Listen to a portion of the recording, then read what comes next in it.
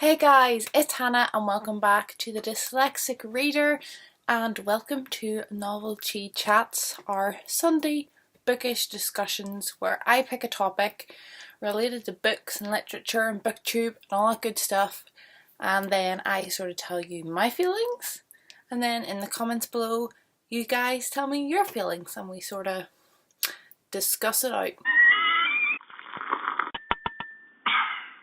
Before we get started, we have a few matters of housekeeping we always have to attend to. First of all is Mug of the Week. On this side we have Dopey from the Seven Dwarfs.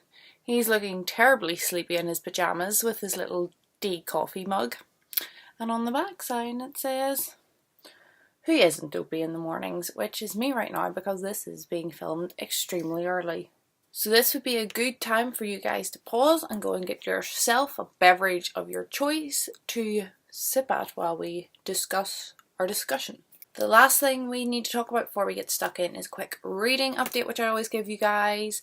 I finished 2 books this week. I finished The Dinner by Herman Koch, I'm gonna say, and this was great. It was very literary, so watch out for that.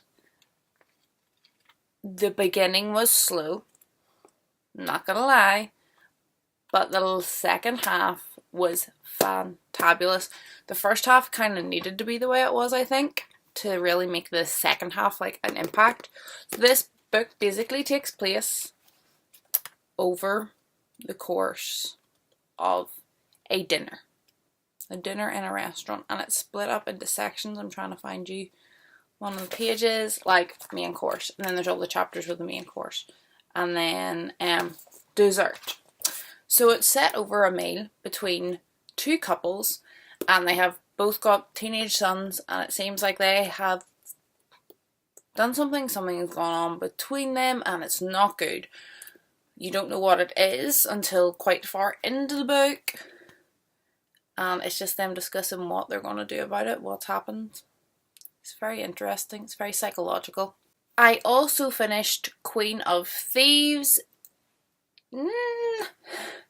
This is a non-fiction book about Frederica Mulderbaum, who was kind of like a criminal gang leader in New York in the mid-1800s, and she sold on stolen goods and became extremely rich and like a high member of society. How she got that way, all the people she was connected with, how she legally and politically bribed her way to be able to get away with all this stuff, and her story is amazing. Someone needs to pick up the TV and movie rights for this woman quick, because her story is amazing and I have never heard of her before at all, but the writing was not good. It was very academic. It was like reading somebody's college paper. There was a lot of copy and paste from other sources and from newspapers and things, and the writing was juvenile and it sort of flip-flopped back and forth a wee bit, which was quite annoying. But I was enthralled with this book anyway because the story is so good, and I would love to see what a proper writer could do with her story, so I'm definitely going to be on the lookout to see if there's any other books about her out there. I am currently reading 2 books. The one I'm reading on my own is The Romanov Prophecy by Steve Berry. This is fictional, but kind of not. It's set in modern day Russia, but Putin is gone. It's sort of been overthrown, and they are looking for a new Tsar, and that's how they're going to rebuild the country. So our main character is on a commission that's been set up to appoint the new Tsar. Who's it going to be? They're trying to find a Romanov descendant who fulfills all the laws and everything else, but there's something dodgy going on, and there's somebody after him, and it's all connected, and it is not a work of genius, but its pacing is good and its story is interesting, and I'm finding it really entertaining.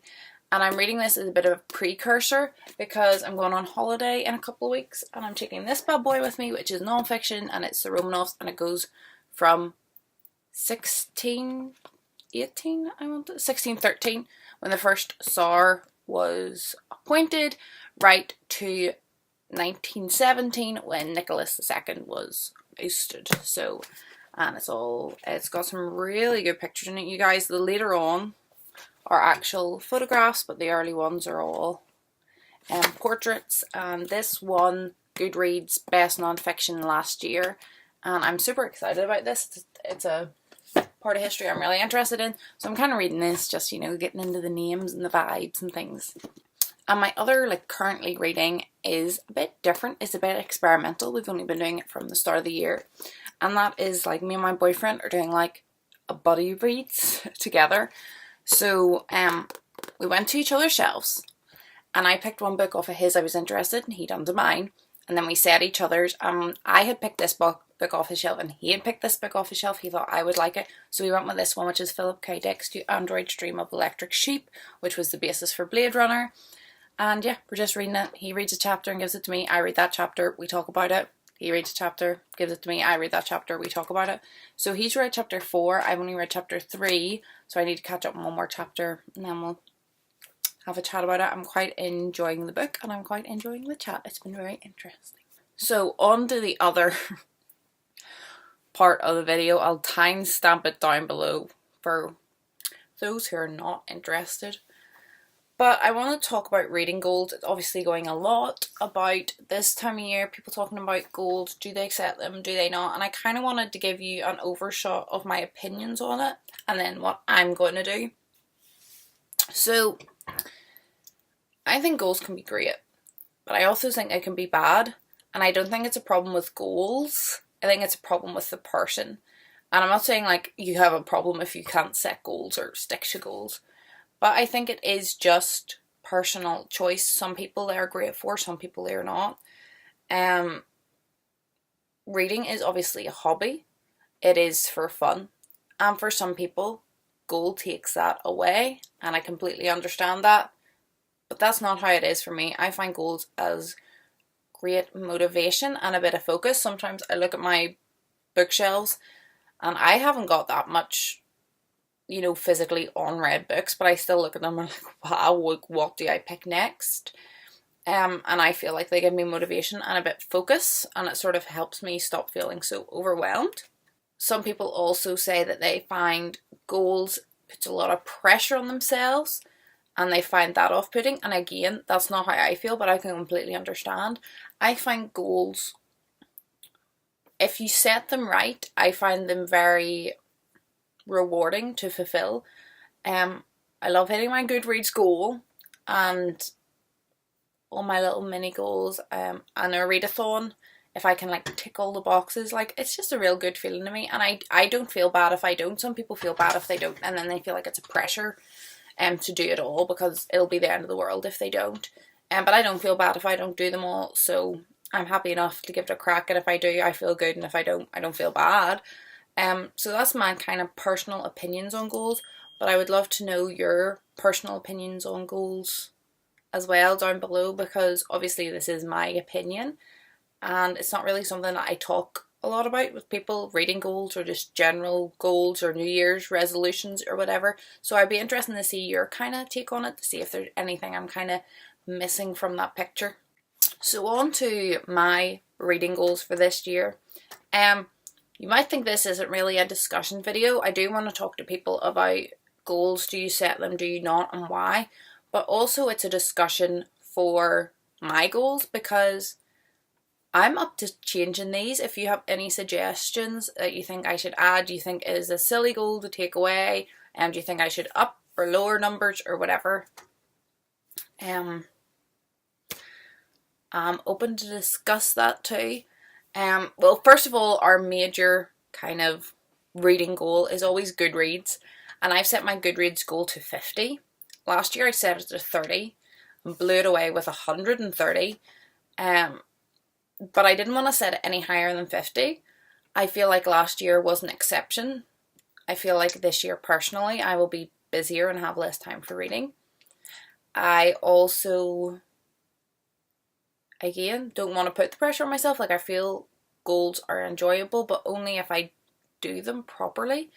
And I feel like 30 to 50 is a good jump, but it's not ridiculous, and considering I read 130 last year, it certainly isn't stupid. I also have like a set list of books that I want to achieve through the year, and next week there'll be a video coming up on sort of the books I want to read in 2018, and they're just sort of a specific number of books that I want to hit.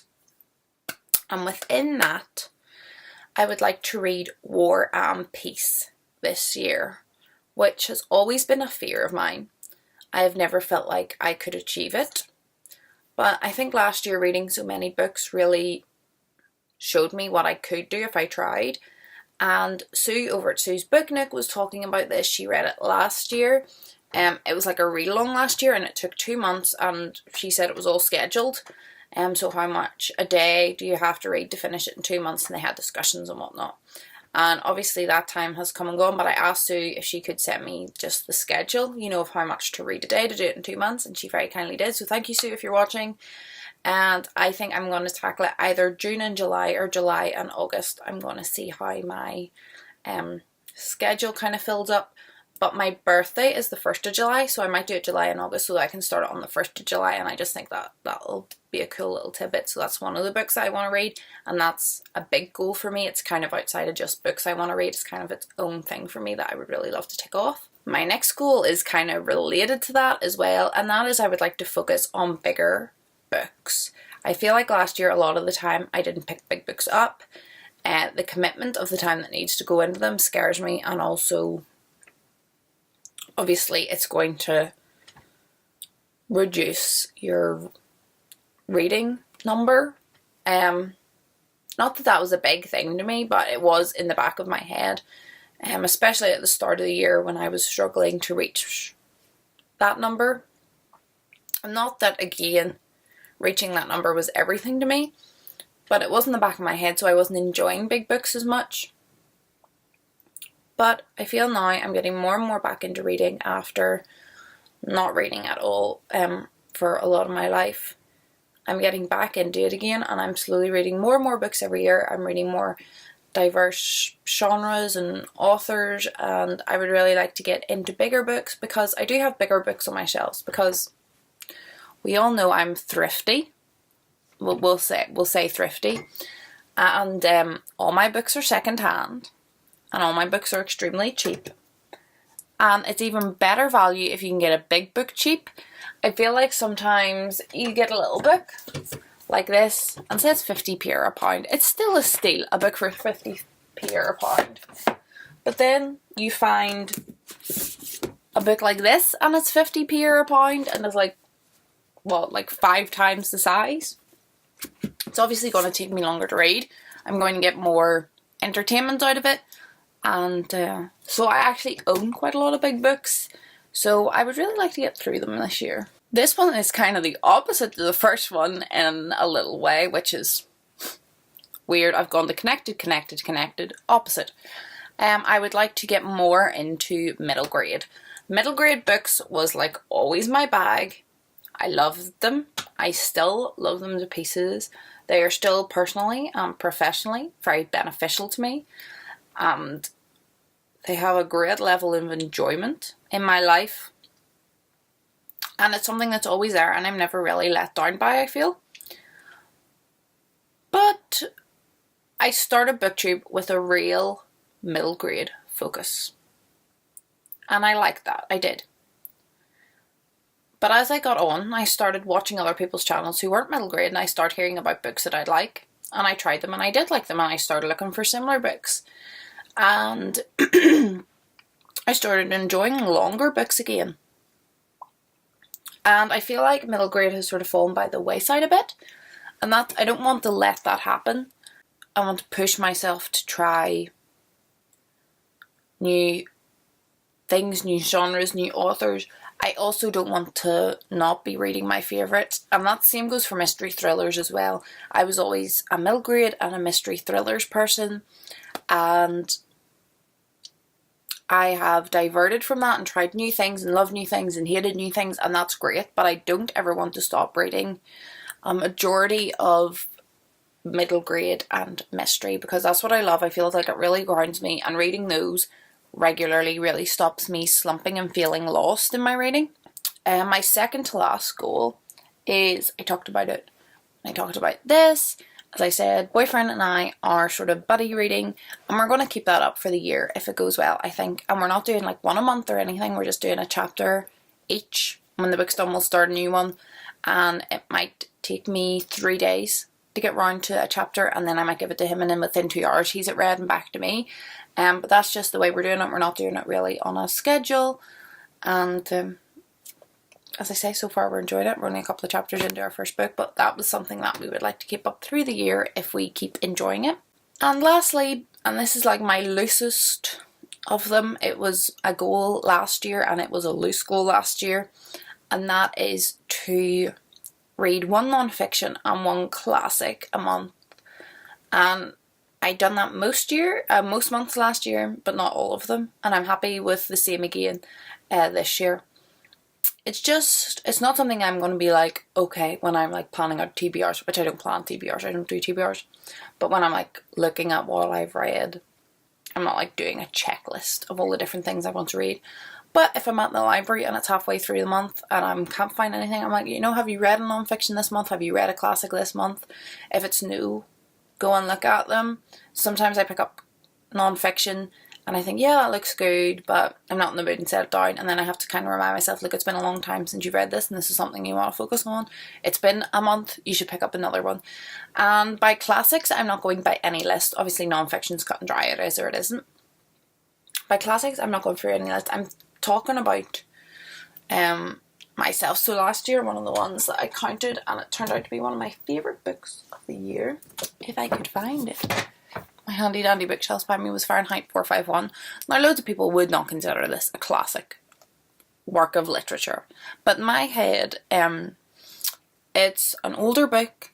It's well known, it's well established, it's well loved, it's well appraised for the influence that it has had, and in my head it was a classic that I wanted to get round to. So I'm not going like strictly off like a set list for the classics, which is just in my head what I kind of deem as an older book that lots of people have read, lots of people praise, and that I would like to get round to. I'm not being picky about it having to be like Mansfield Park or anything, which sometimes it may be. But yeah, that is pretty much it. So I have set books I want to read, including War and Peace, which I plan to get to in 2 months. I want to focus on larger books, but I also don't want to lose my roots in middle grade and mystery thrillers. I have set my Goodreads goal to 50.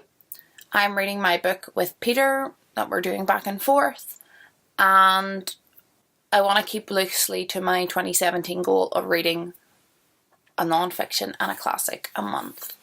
This has been a long novelty chat, you guys. I'm glad we're back. I'm glad we're doing this again. I missed you. I missed you a lot. I hope you did go and get a caffeinated beverage at the start to get you through this, because I'm sure you needed it. If you made it this far through the video, I really do praise your persistence and thank you.